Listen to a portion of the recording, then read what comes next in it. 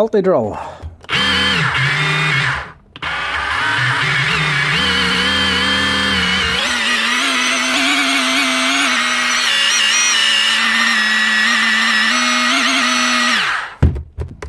Obviously a trigger problem, but the problem is the trigger's not going in.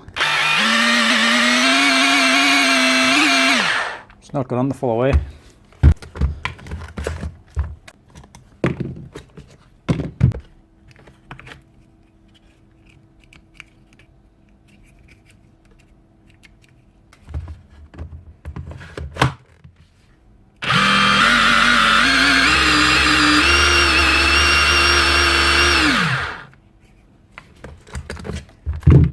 You can see where that's supposed to go into.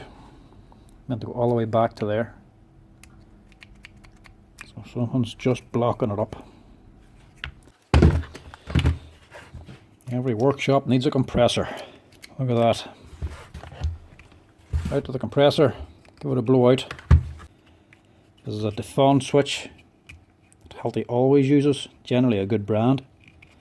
But this particular one, it has this cover on it. This is for mounting it into the Hilti hammer.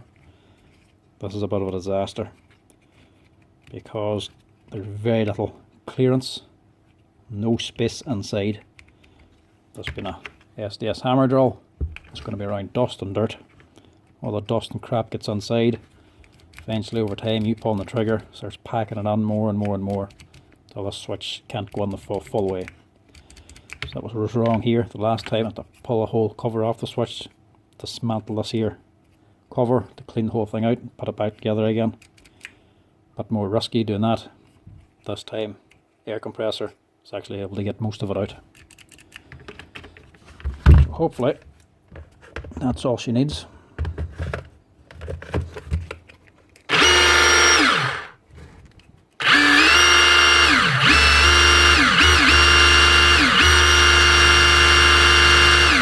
Spot on. Coincidentally, Hilti tools, great stuff. That brand of switch, defond, exact same one Bosch uses. So that type of switch, that MIC manufacturer of switches, it's all in Bosch tools as well.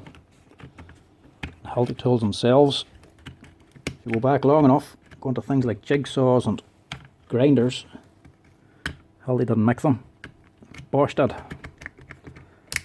I was always asking what brand to go for. Hilti may be top dog, but they're not top dog for everything. It's not just Hilti that make good tools.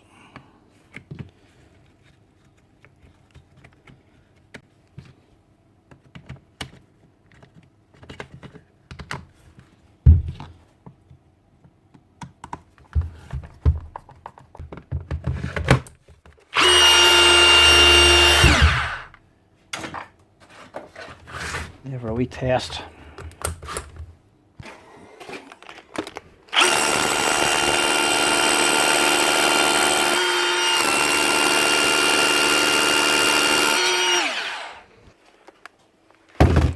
Nothing wrong with that now. That'll keep her going for a while longer.